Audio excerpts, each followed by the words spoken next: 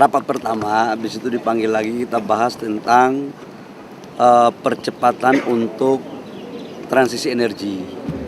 Kita mau bangun solar panel yang satu desa itu 1 sampai 1,5 gigawatt.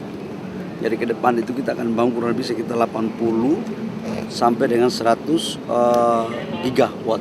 Itu yang tadi kita bahas teknis. Yang kedua kita juga bahas tentang beberapa perkembangan terkait dengan kelanjutan daripada Freeport. Saya dipanggil untuk ditanyakan tentang kesepakatan, dan tadinya awalnya kan kita sepakat untuk penambahan saham 10% Freeport. Tapi tadi berkembang negosiasi yang insya Allah katanya lebih dari itu. Nah, saya diminta untuk bisa melakukan komunikasi percepatan, dan kalau itu sudah fix, insya Allah Freeport akan kita mempertimbangkan untuk melakukan kelanjutan daripada kontrak. Dan sekarang kita tahu bahwa kondisi di Timika, di underground, itu ada terjadi longsor, dan saya sudah melaporkan kepada Bapak Presiden, dan tim kami sudah ada di Timika sejak beberapa hari yang lalu. Nanti kita menunggu laporan perkembangan terakhirnya, tapi orang di dalam masih dalam posisi terjebak dan belum ada informasi, dan proses pencarian masih tetap di dalam. Pak, operasionalnya akan tetap jalan apa gimana Pak? Karena ini kan masih ada yang terjebak dan masih longsor, ini operasional penambangan tetap jalan atau berhenti sementara? Sekarang berhenti sementara.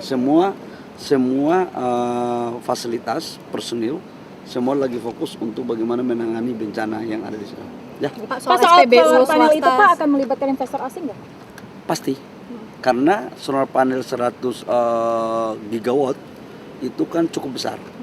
Sementara kapasitas industri kita di sini hanya satu tahun tidak lebih dari 5 gigawatt.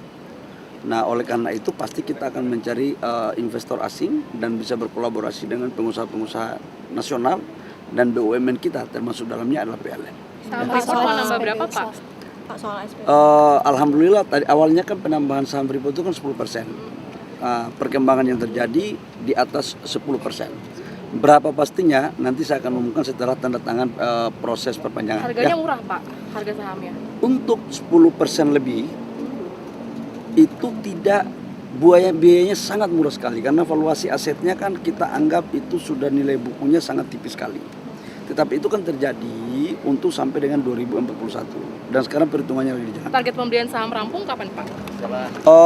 Bentar lagi selesai ya. Pak, soal SPBU swasta dong Pak. Pak, soal SPBU swasta kan banyak yang kosong. Kemarin Bapak bilang bisa belinya ke Pertamina. Itu sebenarnya kayak gimana sih Pak alurnya? Jadi gini, saya kan udah ngomong beberapa kali menyangkut SPBU swasta.